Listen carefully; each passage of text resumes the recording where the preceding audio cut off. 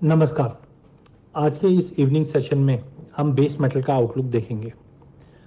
कल के सेशन की बात करें या हम पिछले 2 सेशन की बात करें तो हमने देखा एक बड़ी तेजी जो बेस मेटल में बन रही थी वो कहीं ना कहीं थोड़ा समाप्त होते हुए दिखाई दे रही है या लड़कते हुए दिखाई दे रही है। कल के सेशन में हमने देखा कि एकाएक कॉपर में अच्छी तेजी बनी और दिन के सेशन में हमने 800 का लेवल भी ब्रीच कर पाए। वहीं जिंक भी 235-36 के ऊपर चले गया। निकल में भी हमने 1325-30 के आसपास के लेवल बनते हुए देखे। एल्यूमिनियम लेड में भी हमने तेजी देखी। बट एकाएक इवनिंग सेशन में हमने देखा कि सभी कमोडिटी में एक बड़ी गिरावट बनते हुए दिखाई दी। आज एलएमई के स्टॉक की अगर बात करें तो एल्यूमिनियम में स्टॉक ड्रॉप हुआ है, कॉपर में स्टॉक ड्रॉप हुआ है, लेड में स्टॉक ड्रॉप हुआ है, निकल में स्टॉक ड्रॉप हुआ है और जिंक में भी स्टॉक ड्रॉप हुआ है। तो कहीं ना कहीं ये है कि फंडामेंटल साइड मार्केट अभी भी स्ट्रांग है।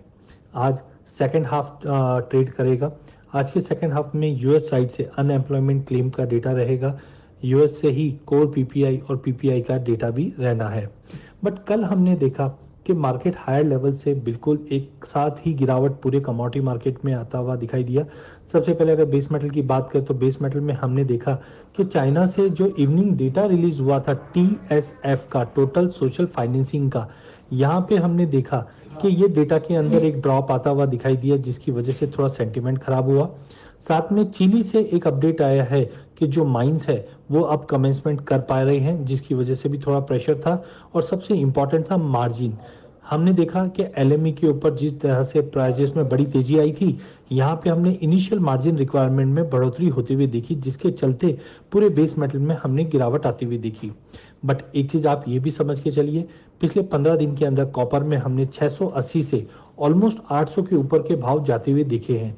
तो 20 से 25 पॉइंट की अगर गिरावट आ भी जाती है तो कोई बड़ी बात नहीं दिखाई दे रही क्योंकि वॉलिटिलिटी कंटिन्यू रहेगा। बट कल का जो रिजेक्शन हुआ है ये कहीं ना कहीं थोड़ा अलार्मिंग है क्योंकि वॉलिटिलिटी मार्केट में बढ़ी हुई है। तो आज के सेशन के लिए पूरे बेस मेटल में एक गिरावट भरा दिन रह सकता है। अगर हम इंटरनेशनल की अगर बात करें तो डॉलर इंडेक्स के अंदर भी हमने एक मोमेंटम अच्छा बनते हुए देखा है। बार बार में प्राइजेस 90 के नीचे नहीं जा पा रहा है और आज 90.80 के करीब ट्रेड कर रहा है जिसकी वजह से पूरे कमोडिटी मार्केट में एक गिरावट वाला माहौल है। तो आज के लिए कॉपर 790 के नीचे 780 से 82 तक का लेवल देखने मिल जाएगा। जिंक के अंदर बार बार हमने 235 का लेवल ब्रीच करते हुए नहीं देख पा रहे हैं, तो 228 तक का लेवल जिंक में। वहीं निकल की अगर बात करें तो 1290 से 1300 के बीच में निकल ट्रेड करता हुआ दिखाई देगा। एल्यूमिनियम लेड में भी 1 से 1.25% की गिरावट बन सकती है।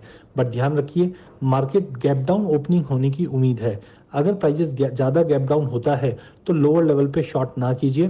थोड़ा बहुत गिरावट रह सकता है मार्केट में, बट लोअर लेवल से वापस हम समझते हैं कि जो डेटा पॉइंट दिखा रहे हैं या सप्लाई कंसर्न दिखा रहे हैं ये कहीं ना कहीं आगे जाके बेस मेटल को सपोर्ट करेगा।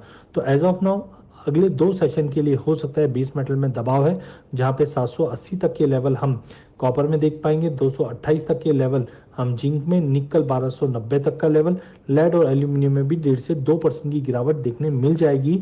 बट वहां से अगर हम देखें तो आने वाले हफ्तों में फिर से प्राइजेस को एक सपोर्ट मिल सकता है।